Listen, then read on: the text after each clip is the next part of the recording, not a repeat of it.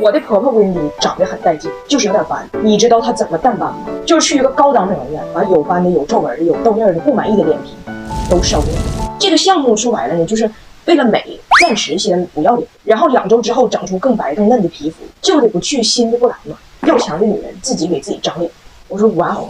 我婆婆说：“那你们就没有相似的方式了？”我说：“这么极端，就一出现问题就烤掉重新长的手段，我们只用于痔疮，只用于痔疮。”那你们可能也好奇，我婆婆咋突然间就这么舍得给自己花钱呢？这是个悲伤的故事。咋回事呢？她有个好闺蜜，也就是我老公住在美国的二大娘，前阵子不幸离开。走之前呢，这二大娘跟我婆婆说：“温迪，我剩的这样东西都给你。”二大娘指的可能是耳环、那项链这家东西，但是温迪的理解呢就有所延展。二大娘走的时候，我婆婆悲痛欲绝，但是很快从悲伤中爬了出来，连夜把二大娘用的跑步机、皮划艇、健身哑铃都转运到了加拿大。她简直就是北美运动圣火的火炬手。那跑步机在大货车上咣当，也是没想到啊，生命在于运动，生命都没了还得继续运动，这些还都不算离谱。我婆婆还逐一继承了二大娘的冻酸奶卡、停车券、美容卡，还有专管产后抑郁的心理咨询，还差6次没救呢。我说温迪啊，你上一次生产还是上个世纪90年代，你生产出来的东西都已经完成了再生产2回了，你才抑郁啊？你的抑郁反着走，悲伤逆流成河呀，悲伤逆流成河呀。再说人的心理咨询在美国，你开车到那儿2天，别人的抑郁因为诞下一子，你的抑郁因为疲劳驾驶。我婆婆说，但是我终于可以去他的美容院做脸了，他没烧完的脸我继续烧啊，可是 face 我又go on 了。但是你这个项目归途太长了，你烧完脸当时瑕疵是没了，你把车再从美国开回加拿大3天，褶子又长回来了。再说美容院的地方，他能满足二大娘这一张卡吗？进去不管你要干啥，就给你关小黑屋里做皮肤检测，照出来那玩意儿都不是脸，然后就开始跟我说，你毛孔太粗大，容易长闭口。我说你客气了，就你拍的这毛孔里边能养条狗。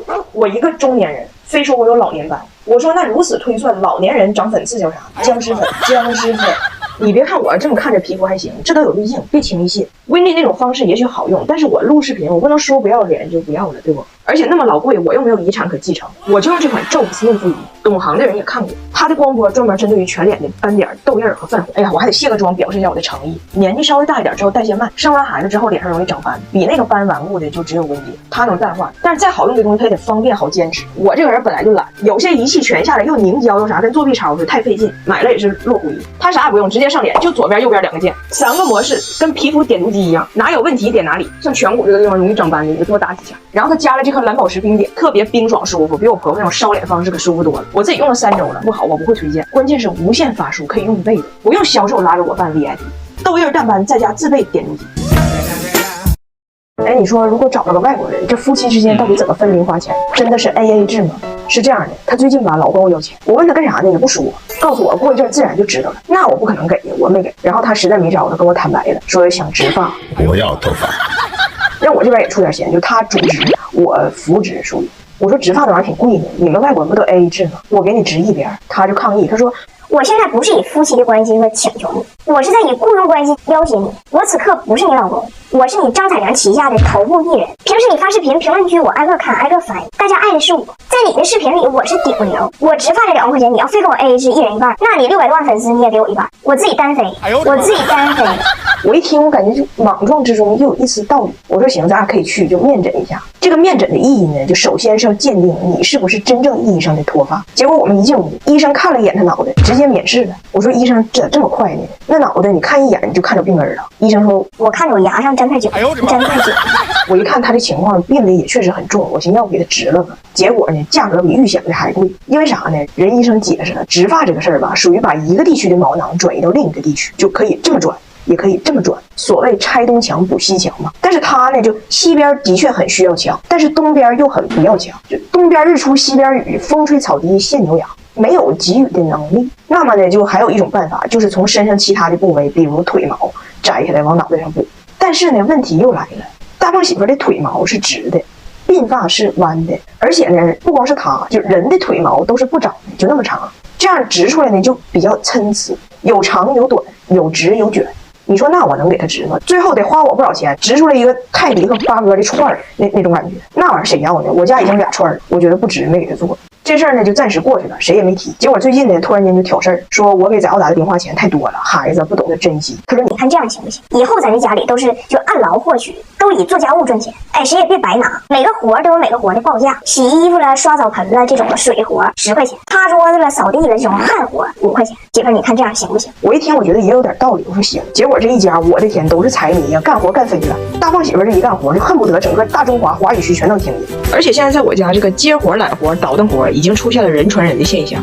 大胖媳妇揽完活给翟耀达，翟耀达接完活在下方给拿铁。姑娘，你这么扫，到处都是灰，声还大呢。弟弟不喜欢噪音，用这个滴水大白洗地机，母婴机的噪音特别小。中国的家长和你爸不一样，我们付出劳动讲究一个默默无闻，关键它零扬尘。像咱家有你还有你弟，就得用这种零扬尘，添置个大白，少吸点尘霾。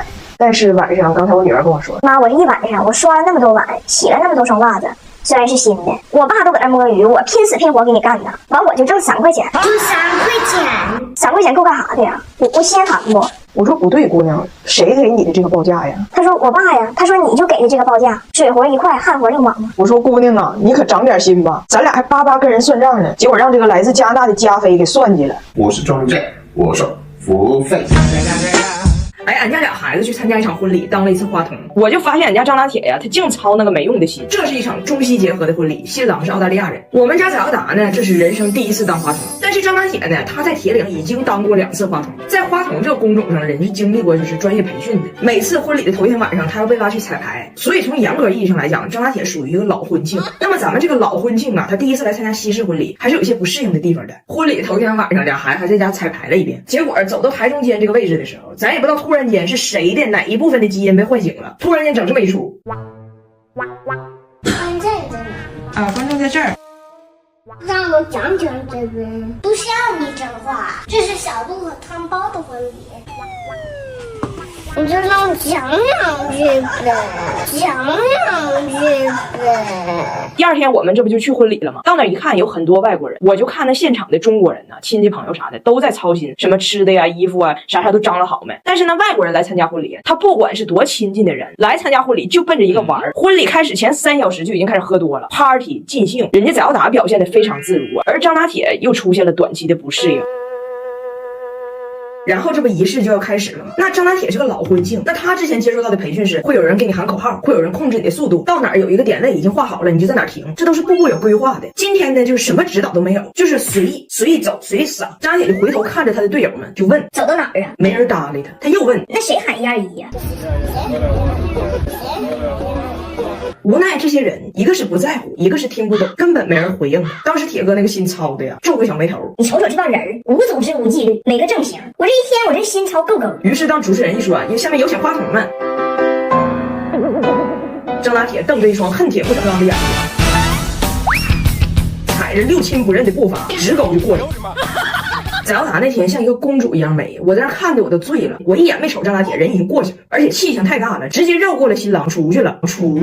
大胖媳妇都没看着他儿子，问我翟耀达走完了，真好。张大铁啥时候出场啊？我说已经出去了，陪娘家姐去了，发烟呢可能是。啥时候他上的？马上。这天折腾起来比我们自己结婚都累。带我们安全回家的是24款理想 L7，家庭5座旗舰 SUV， 适合我们家庭出游。后排皇后座是我的最爱，SPA 级10点按摩，特别解压。再让理想同学帮我们放点孩子们爱听的音乐，旅途就是一种享受。回到家我就特别想逗一下俩孩子。我跟翟耀达说，我说你看你说你那么美又那么专业，那爸爸妈妈结婚时候你咋不来呢？那别人的婚礼你都能去，那你妈和你爸的婚礼你居然都不来，为什么呢？那你告诉我为什么？我不知道为什么，但是 I'm sorry。让姐过来。你为什么不来妈妈的婚礼呢？我年轻时候去过呀，我去过。你哪有年轻时候？别臭白话，你就没去。那你下次叫我肯定去。